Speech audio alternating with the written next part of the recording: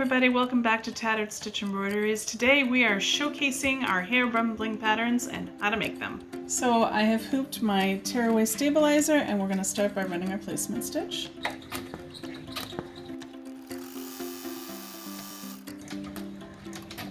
For the next section, you can use vinyl if you'd like to for your fabric. I have chosen to use a piece of just regular cotton and then also some batting underneath to give it a little bit of fluff. And now I'm going to run my tack down stitch.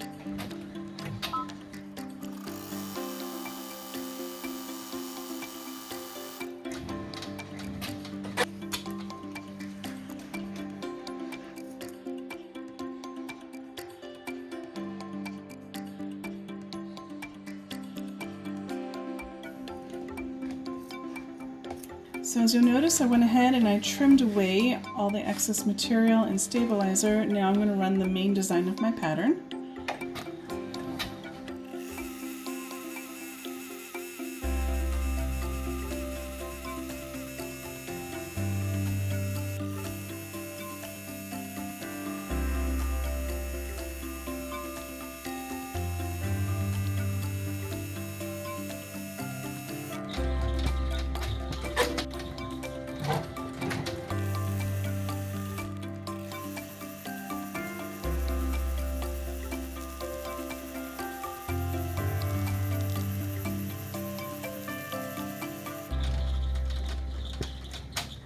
So my design is stitched out on the front. Sometimes for the back side of my patterns I like to use the blue painter's tape. This time I'm using the basting adhesive by Spray and Bond. I find that if I spray it really well, nothing shifts and my fabrics won't bunch up on me. Sometimes that happens if I'm using just the plain old tape. So I sprayed it and I'm going to put it back in my hoop and I'm going to run my tack down for my back panel.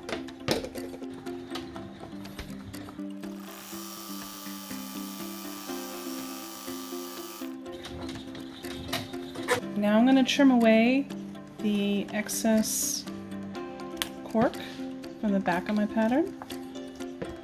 Then this pattern will be ready for the 2 buttonholes and the final satin stitch.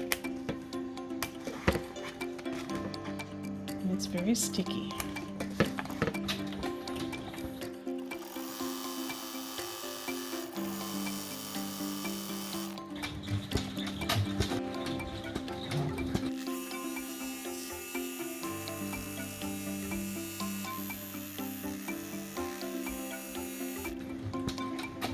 So our Hair Bun Bling project is complete.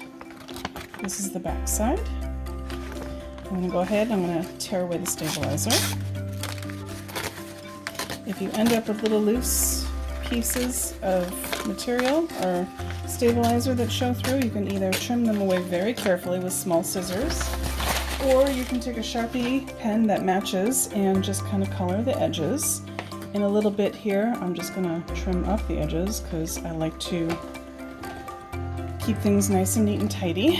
I have my little tool here, my seam ripper. These are buttonholes, so I'm just going to place it into that buttonhole, poke it through, and cut both buttonholes so that later on I can put my sticks in here. And now we have a little hair bun bling pattern.